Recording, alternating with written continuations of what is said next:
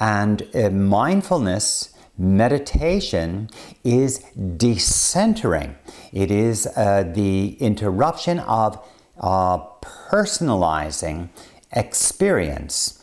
So when we are told to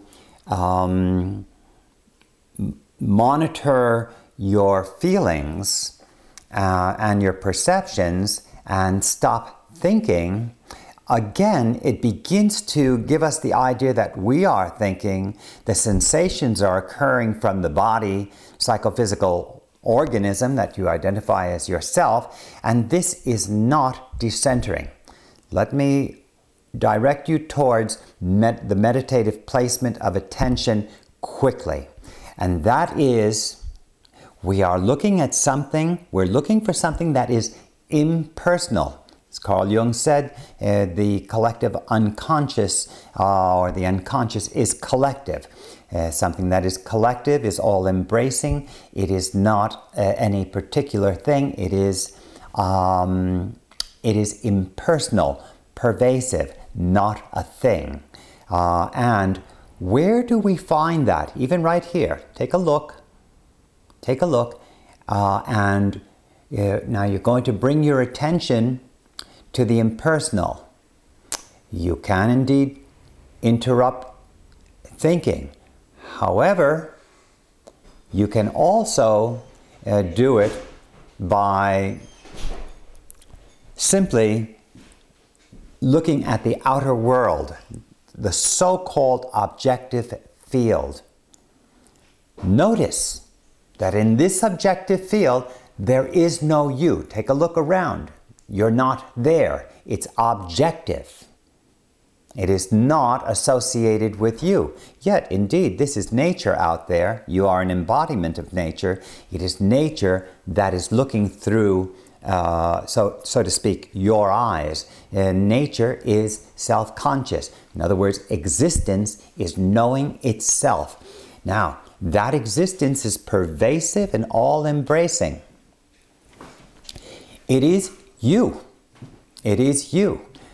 Now, when you'd like to enter the meditative placement of attention, simply look at the objective field, knowing it is you. You will see no neurosis. There will be no psychological wounds out there, so to speak, out there. Out there is you. The subjective is in all directions. In other words, the subjective is not in this direction. It is in all directions. It is decentered. You are existence itself. Existence manifesting as you. You are not manifesting existence. Okay? So, rather than only thinking about following my breath and interrupt thinking and stop conceptualizing, jumping to conclusions, judging, talking with yourself, take a look. Take a look at you. Take a look at you out here.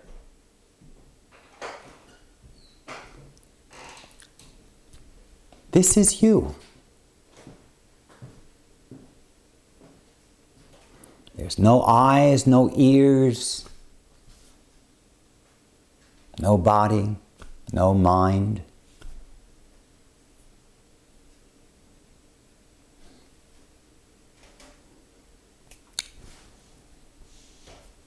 Non-duality is the collapsing of the perceiver and the object of perception.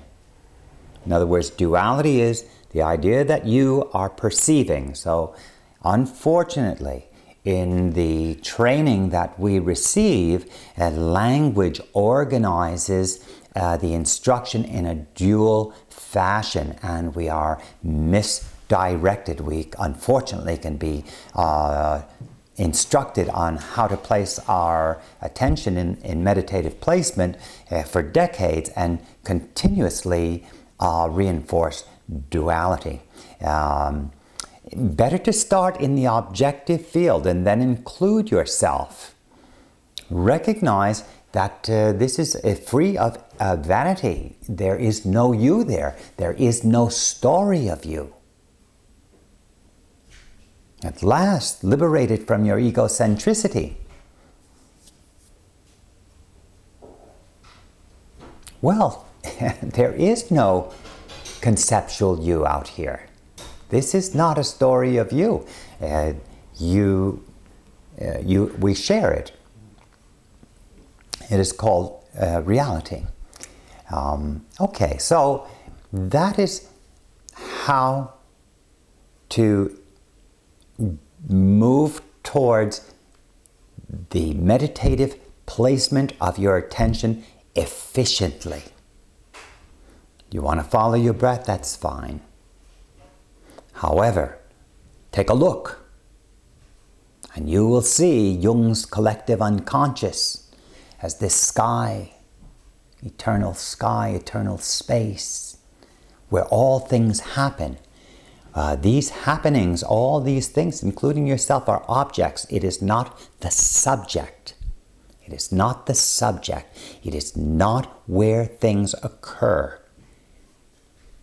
Our awareness is pervasive, like space. Like a chair is found in space, events and experiences are sustained by an awareness. This awareness is ourself. Okay, so that is the basic training for mindfulness-based anxiety reduction in modulating to meditative placement. Let's take a look for just a moment.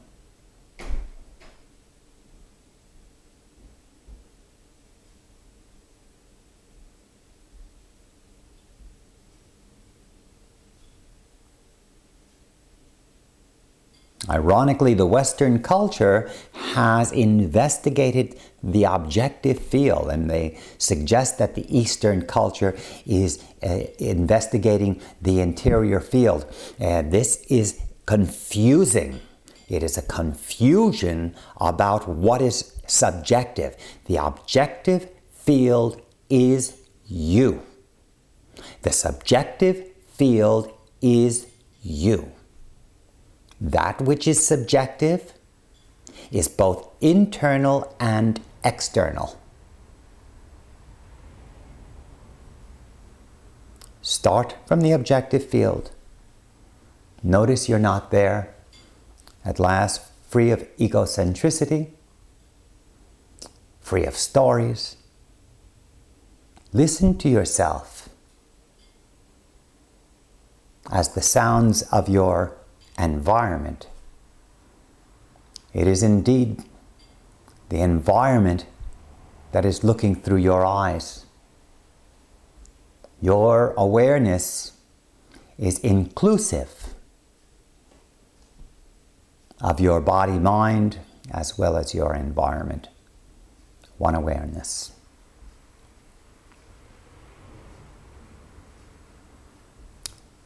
This brief instruction on the placement of your attention is the priming for the monitoring of your thoughts. So let's think about insight building. We need to think about a theory about how we are emotionally disturbed. Where is psychological suffering? It is in the conceptual field. In other words, psychological suffering is generated by memory and ideas. These ideas are thoughts and images.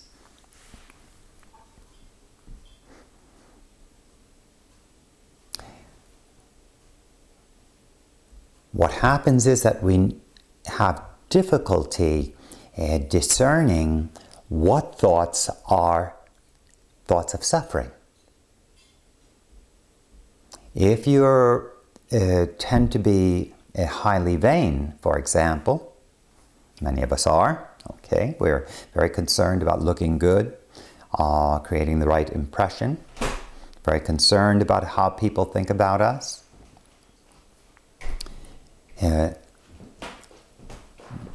This may appear to be what satisfies you.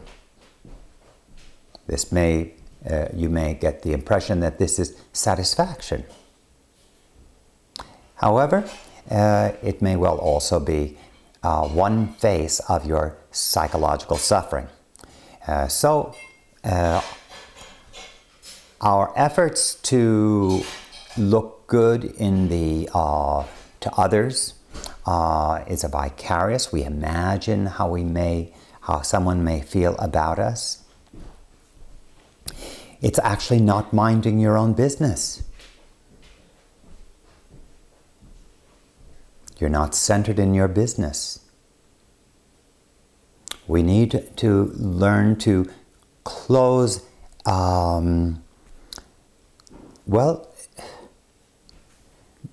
we need to become adjusted to not conceptualizing as much to find ourselves. You are not an idea. Ideas come from you. They surface. They are events in awareness, the actual you. So this is the monitoring. I'm pointing at the skill of monitoring thoughts. So we're going to break down these thoughts in the coming videos, and we're going to start with thoughts that are emerging, for example, from abandonment or this idea that you're defective. These are exposures that may have occurred early, the sense that your needs are not met, the sense that you may be subjugated, the sense that you are prone to failure, perhaps also impulsiveness. So we're going to look at those thoughts and those feelings, those schemas in the coming videos. The book, of course, is Mindfulness Based Anxiety Reduction. It should be out by June of 2011, and it is indeed a manual.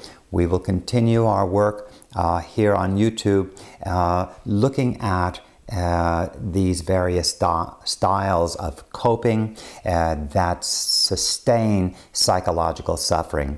Indeed, the adaptive coping mode that I am recommending is mindfulness and its equivalents, non-conceptual awareness and its equivalents. So I thank you for tuning in. We'll continue throughout the entire year with mindfulness-based anxiety reduction approaches to the liberation from psychological suffering. Thank you.